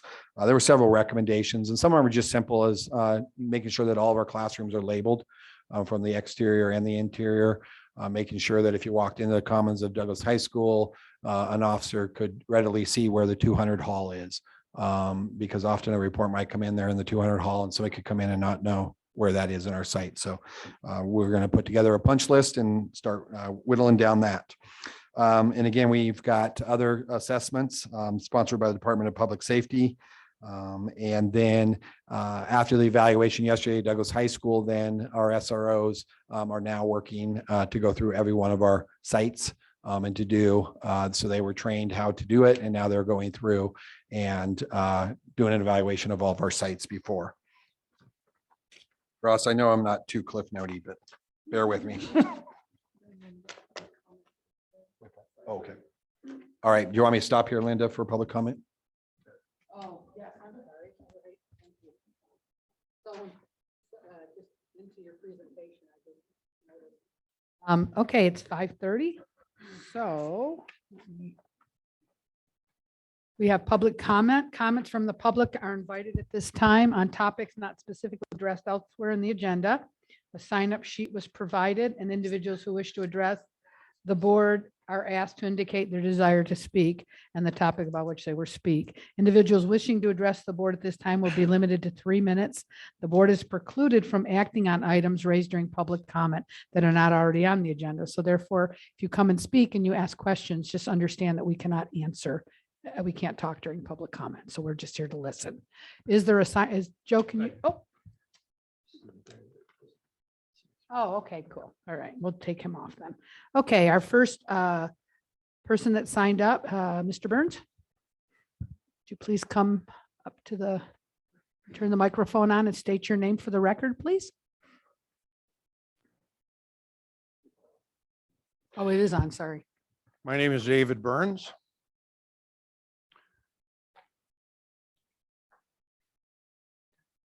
Last month, I addressed and gave a comment about 39.1 percentile that are qualified or to move on towards college, that they're prepared. So I dug a little bit deeper because I felt that was pretty low. And I think Douglas County schools are in trouble. 10 years ago, Douglas County had some of the best schools in Nevada, scoring in the 80th percentile in math and English, the top two subjects needed. But after adopting the Nevada Common Core curriculum in 2010, there's been a steady decline in academic scores. In 2019, Douglas County School District had a math score in the 44th percentile and English in the 55th percentile. I have a graph that shows you the steady decline. Douglas County, 2019, yes, is above the Nevada schools, 44% versus 36%, 55 versus 48%. The superintendent and the Douglas County School Board are accountable for these failures. If you were on this board before 2020, you fall into this bracket. Superintendent and the current board, you've lost your sight of academic excellence and are not preparing our youth for success in the real world. Rather, you are intent on implementing the progressive woke agenda, including race-based ideologies, sexualization of children at a young age with the introductions of LGBTQ plus teachings. I'm bringing that to your attention because this is definitely something that is crucial in this valley. You're losing teachers. You wonder why. I've heard comments it's because we're running for school board. But I'll tell you that I also know I've met 3 teachers that have come in with the intent to be teachers in this valley, coming from California. They found out I was running for school board. Then they turned around and said that Carson City gave them more money and they have a better program and their background is actually stronger. So my concern is that the school board and Mr. Lewis, that you take note that these things are grave concern to the people in this valley. Even the homeschoolers are scoring way above 15 to 30 percentile higher than the schools coming out of Douglas County. Thank you. Thank you, Mr. Burns. Next, we have that signed in for public comment is Susie Jansen. Can you please go ahead and state your name for the record? Hi, Susan Jansen. So I just have a few things I wanted to kind of ask. I know you can't answer, but I just was curious. So you all know that the Biden administration is going to hold school lunches hostage to their radical transgender agenda. So far, it's on hold because of a federal judge. But according to the Heritage Foundation, such a change will, among other things, open up every single sex restroom, locker room, housing accommodation, sports team, or admission program to the opposite sex. A school's failure to adhere to gender identity anti-discrimination policies will put their federal nutrition assistance fund at risk. As a 20-year PE teacher, knowing what it's like to have 50 girls in the locker room, I could not imagine the pandemonium if there were boys in the locker room. So I'm just curious of what's going to happen with that. Probably you all are too. The next one, I keep asking the same question over and over. I was told Epic Learning does not have lesson plans. It doesn't have a curriculum. It has a framework. I would still like to see the framework. For 7 months, I've been asking for this. I don't know why you're hiding it. If you all have Epic on your thing, could someone please share this with me? Just asking. And one other thing, there was a debate between some of the people here that are running for the school board. And it was on July 5th, 2022. Mr. Lehman spoke to 4 women that they asked me, what are furries? Because Mr. Lehman said that furries are a real thing at the high school. The kids want to be treated like the animal or costume they're representing. It's the kids' choice and their First Amendment right to do so.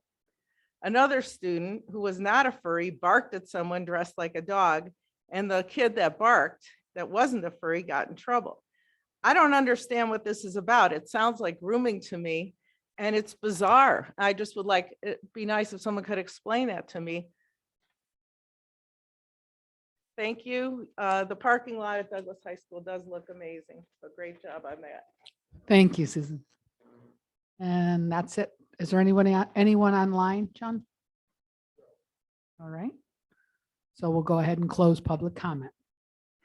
And we'll continue on with our safety report. All right, I want to commend Shannon and Jeannie in their work on a threat assessment protocol. We really refined what our response is going to be if we have a student who makes any threat of shooting up a school or anything along those lines. And I'd like to also commend our school psychologists who come in and do a comprehensive report to ensure that we're taking all threats seriously. Our SROs will be in the next, when teachers report back, they'll give their annual active shooter training. Both Sheriff Coverly and myself have recorded a video to talk about the importance of school safety that all of our staff will see. Deputy Ryan Grant has been trained to an advanced level of a digital threat assessment. So once again, if we have a concern with a student, Deputy Grant is trained to do a threat analysis of their social and media accounts to help us get more information if they're in terms of the credibility of that threat. Our annual school safety conference, the open gate system came out of Shannon and Deputy Myers' attendance at that. We continue to make sure that we stay active in those circles. Obviously, we continue to do school safety drills that are mandated by the state. And then we have traditionally during the summer, the Douglas County Sheriff's Office have selected one of our school sites to do active shooter training. I think a lot of you have probably seen that actually in action, and again, just becoming familiar with our schools. And so that heaven forbid, if there was ever an emergency, they know going in what the layout of the school is. In terms of next steps, as I talked about, learn and evaluate. There's some discrepancy, but the initial reports were that one of the classrooms in Uvalde had a lock that had been broken and not fixed. And so I directed our maintenance staff to ensure that they had gone through every one of our current work orders to verify that there are no outstanding work orders that involve safety. We've also directed all of our head custodians to walk our schools to create a punch list of things that need to get addressed ASAP. We talked about the district-wide safety incident command training. We're going to be doing some training in collaboration so that we're on the same page as our local sheriff's office in terms of command and incident command and how that would look. This has been in the works, and we need to solidify an MOU with the sheriff's office. So again, that they would have access to our video system in real time, and that the communication center would be able to access and direct our deputies through a building in terms of a crisis. And then I talked about the fencing at Douglas and Whitell, some outstanding projects that we need to look at. So. Does anyone have any questions? Questions? Is that what you're looking for, Tony, hopefully? Okay. Comment. Go ahead. Very proud of the work that's been done to keep our schools safe. I'm one of those guys that don't mind more. And I think that that's the way the future looks. And I think everything we've done and the future items here are very something to be proud of. Kind of just a comment also, just I'm really grateful for the relationship we have with the sheriff's office. And I know as there have been threats in the past, that I have felt very confident in sending my kids to school. My kids have felt confident going because they knew that the sheriff's office was protecting them. So I'm grateful for the help that they give and all they do for us. I just had one question. You talked about the Hope Squad, and Yes. I know I had talked to you about that a little bit. Who will be training the teachers and the peers? How will that training? You want to talk about it? Sure. You probably have more So, background.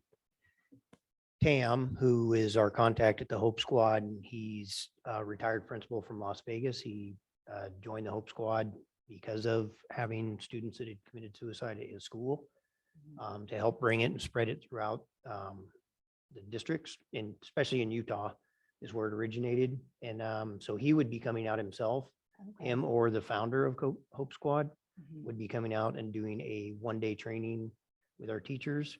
I was able to, at the last second, throw together a grant. So it's fully grant funded. So the training and all the curriculum for 4 years is paid for. And then it's a minimal cost to keep it going after the 4 years. We'll already have the curriculum. So it's at all our secondary schools and our 2 Title I schools. Asked to join. We're interested in joining at the 4th and 5th grade level. It only goes down as low as 4th grade. So they would come out and do the training. And then we'd have advisors that would just keep it. We'd have like a trainer of trainers. And that's partly why we're partnershiping with the Suicide Prevention Network. So some of their staff are going to attend the trainings as well. Oh, okay. Great. Okay. Thanks. I have a question too. What other school districts are using the Hope Squad? Do you know that? So there's some schools in Clark. I believe Lyon and Churchill also wrote the grant this year, the same time I did, and so they'll be coming to Lyon and Churchill. I'm not sure if there's any others there's about 20 something schools in Vegas, and almost every district and school in Utah. It's funded by the state of Utah. Is this something that's like, it's the first year, or has anyone done it yet, or? They've been doing it is for there a any- while. Yeah. I don't It's know been around a exactly how while? many Yes. years, Okay. but Okay, yeah, it's been just curious. very successful. Okay, I like the idea. I'm just. I want to wondering say about they it. were talking to them in Utah. I don't know that Okay. they've had an actual successful suicide at a school or of a student since they implemented it. Okay, that's good. All right. Thank you. All right. Any other questions from anyone? All right, that was for information only. Thank you, Shannon, and thank you, Keith. We'll move on to item 13, first reading of Board Policy 815, Public Records. And Superintendent Lewis will talk about this item. All right, so this is just an issue that's kind of been silent in policy. We have a policy on student records, but we have never formalized a policy on public records. And this kind of came to light as we're working to remain in compliance with the law, where we're required in a conspicuous place to post the cost of copying any kind of public records. And so this would be a first reading. I did have Carolyn look through it, and I appreciate her feedback on it. And we're certainly open for any questions. All right. Does anyone have any comments or questions from the board? Okay. Does someone like to make a recommendation? We still got a quorum. Yes, we're We good do. still. Okay. We do. That, this was 13. I recommend that the board approve the first reading of board policy number 815, public records. Okay, motion was made by trustee Kangas. Seconded by trustee Magnata.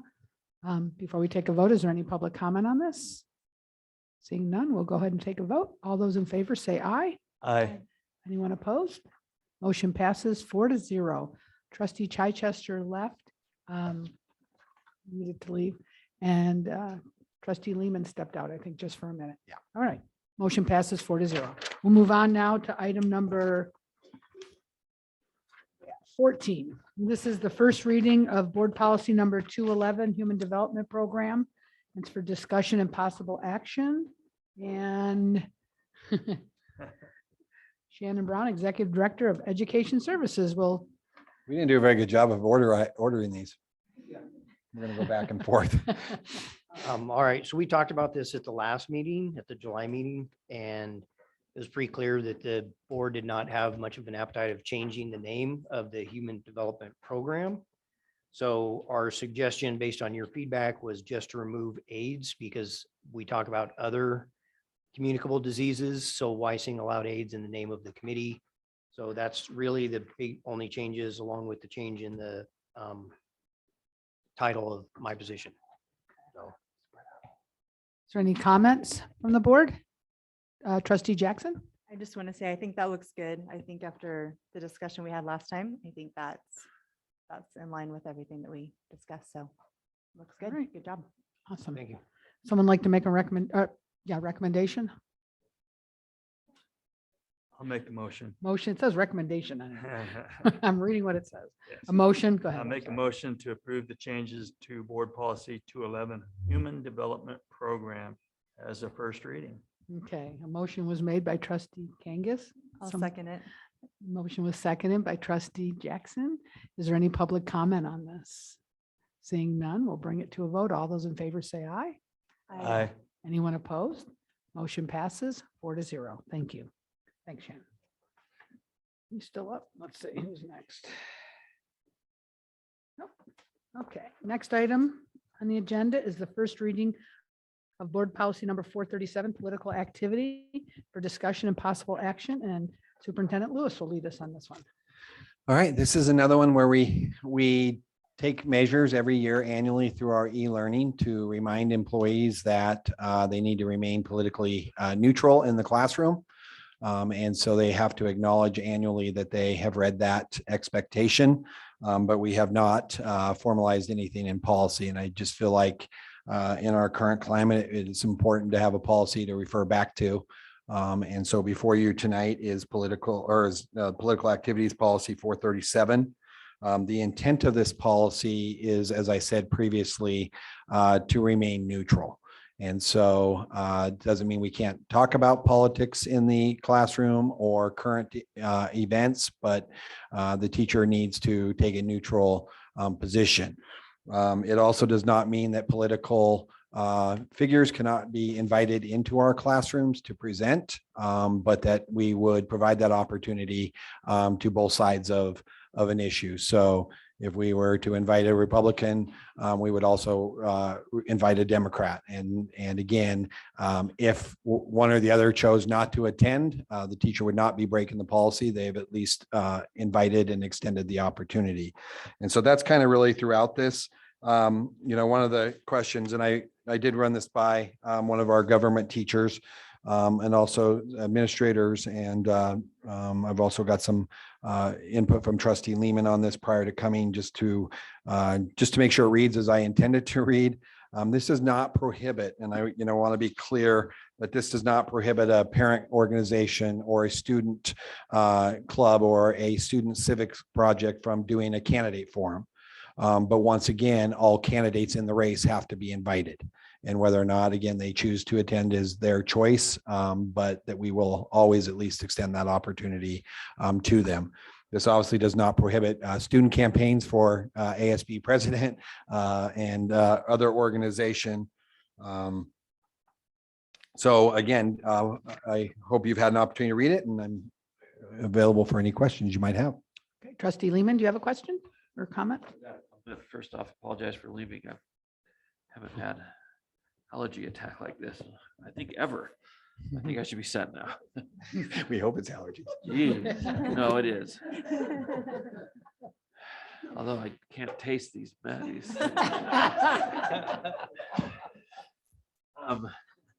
Just a couple things. One, two, just wordsmithing, and one that might actually change it a little bit. First paragraph, I think we should end the paragraph and the last sentence with "or of interest to the audience." The audience may want to know, if they ask a question, I think they should answer it. And that seems to limit it only to matters relevant to the educational environment.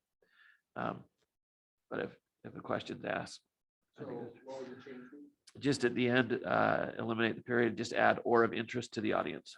Okay.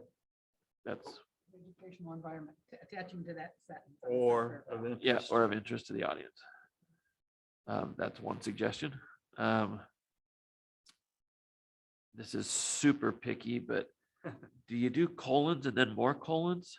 The following guidance has been established, employees should, it just makes me a little, ask an English teacher. If there's a colon at the end of the first paragraph, and then we go into another colon. It's like a list within a list. Oh, I see. Okay. I'm sure there's an English teacher that knows what to do there. And then my last one would be, whenever I see something in quotes, I feel like I look somewhere else for that to be defined. And so the number 2 of nothing in this regulation shall be interpreted as prohibiting. So number 2 in that, it says quotes, it says these rules, and I understand what we're saying there. But there's no place that defines them. So I would just cross out these rules and add the words "this policy would." So that sentence would, during election season, this policy would apply to members who are up for re-election, blah, blah, blah. That's it. And one thing I do want to point out in this is employees should not, and number 2, I think this is a good addition through the conversations that we've had over the last, I guess it's almost coming up on a year. The teachers would not present social and political theories as fact. I think it somewhat gets us to some of the request of our community that, again, I don't think we have a problem with critical race theory being talked about, but that it should not be taught as fact and should be taught from that it's a theory. And so I think that falls in line with the political activities policy and kind of addresses an issue that we've heard that members of our community would like to see. Any other comments? Can I ask just for clarification of, is this similar then to what they are signing at the beginning of each year? You mentioned that, and can you kind of relate more? Much more detail. It's Okay. and again, I tried, I went with what they should do first with the positive presupposition but it's a lot more robust in terms of really outlining what we've had them do in the past. And I meant to include it as a supporting document is just you're expected to be neutral in the classroom when you talk about political issues. It's about that long. Yeah. So would this be part of their level 1 training? Like, how are we going to make sure they know this policy and adhere to it? So what we're able to do in our e-learning is we are able to attach a new policy and they have to acknowledge reading it. And so that's what we would do as they come back. We wouldn't do it right away because it has to come back for a second reading. But as soon as it's finalized by the board, we would send it out as an e-learning attachment that they have to go in and acknowledge, and then we can track that they in fact read it and are aware of it. And obviously this is a pretty big policy. And so we would obviously take even more measures to make sure they're aware of this. Okay. Trustee Lehman? I just want to go back and have you, if you don't mind, clarify something you just said. You were talking about the present social and political theories as fact. You said, I don't think we mind people talking about critical race theory so long as they do both. What, make sure I understand, we are not, critical race theory is not in any of our curriculums. If in, say, a government class, a question is raised, you're stating that the answer would be like presented in both ways. You're not saying, this is not a change to where we are now teaching critical No. race theory. Thank you on for both sides. making sure we clarify that. No. But, this is definitely a question that a government teacher or a history teacher might get from a kid. What is critical race theory?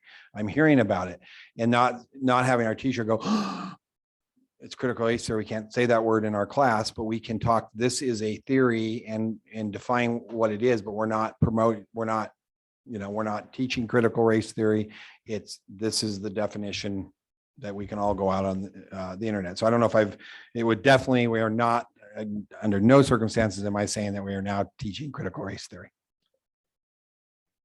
Trustee Kangas? Yeah, comments. I read this several times because it's a lot. But I had no problem with any of it, and certainly not grammatically correct ever. So Rob, yeah, thank you I have no problem with the changes that you have presented.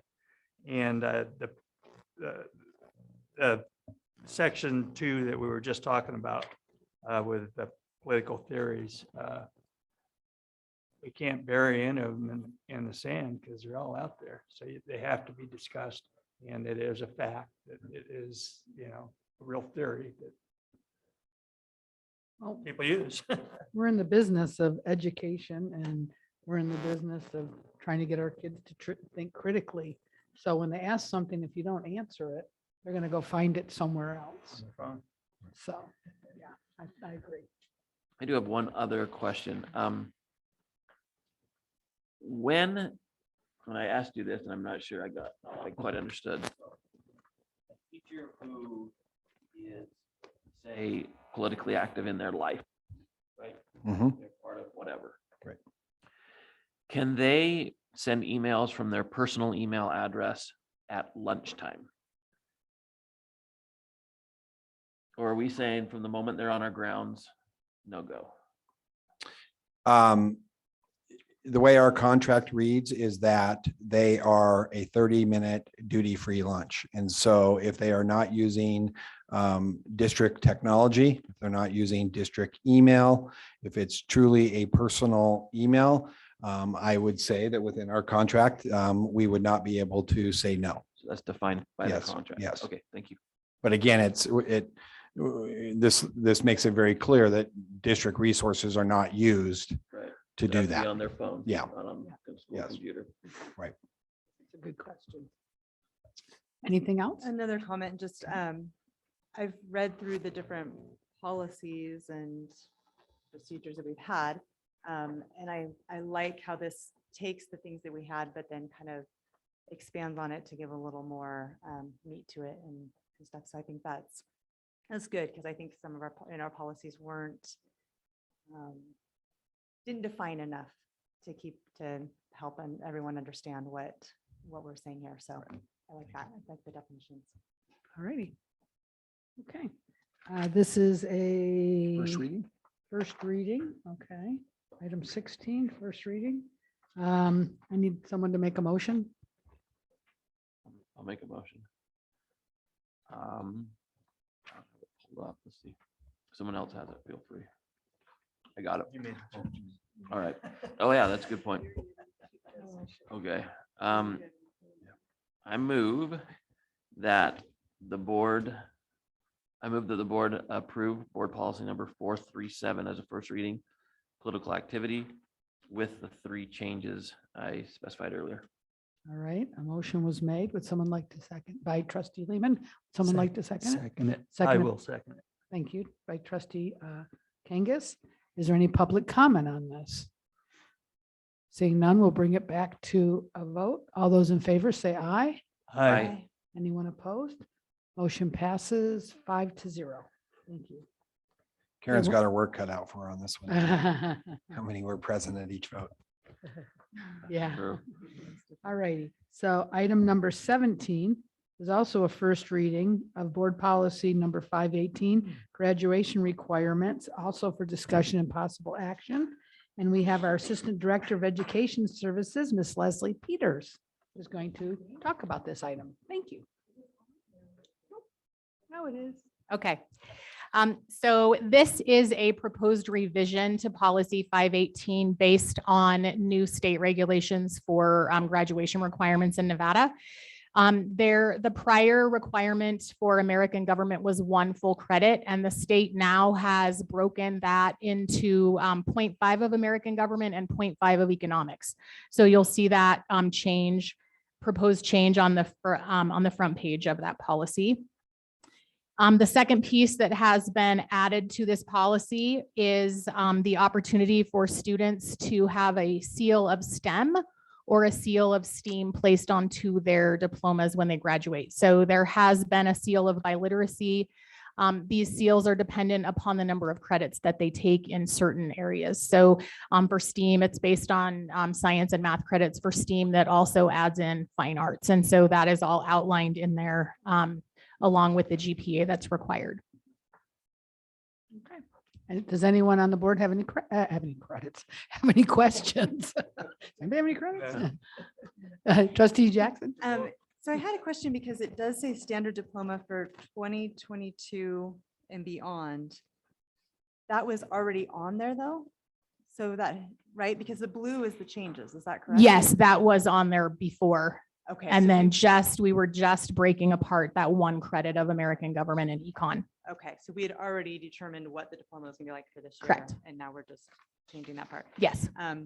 And I do have to say thank you for clarifying the STEM and STEAM because I read them both as STEM and I was like, we have the same thing on there twice. So yeah, thank you for pointing that out. Trustee Lehman? Do you know, just broad overview, economics is a large topic. Do you know what roughly this is? I mean, so I did talk with Mr. Rex, who's Douglas High School's principal, because I am obviously new at this and came from elementary background. So there's not a change to the curriculum. Economics has been part of the American government, but it's pulling it out. So at Douglas High School, econ will be taught the second semester of senior year. American government will be taught at the first. So they already have the materials, I guess. It's just kind of making sure that it really is taught across the state. It may have been kind of glossed over in some cases, I'm thinking. okay. Thank you. Any other questions? Ms. Peters? Nope. All righty. This is 17. So we need someone to make a motion? That the board approve for first reading, board policy number 518, graduation requirements. I'll second it. Okay, motion was made by trustee Lehman, seconded by trustee Jackson. Is there any public comment on this? Seeing none, we'll bring it to a vote. All those in favor say aye. Aye. Anyone opposed? Motion passes 5-0. Thank you, Miss Leslie Peters. All right, now where are we at? No closed No need session? for a closed session Okay, tonight. so then we'll move to item 20, which is the prioritizing agenda, possible items for future board meetings, discussion and possible action. It looks like the last item on this, we can cross it off, the one that was brought up by trustee Magnata and seconded by trustee Chichester. Does anyone else want to add anything to this list? Does anyone on the board want to add anything to this list? Or have any discussion about the list? I would just like to say that our intent will be to bring the second and third item in September. Okay, thank you. righty.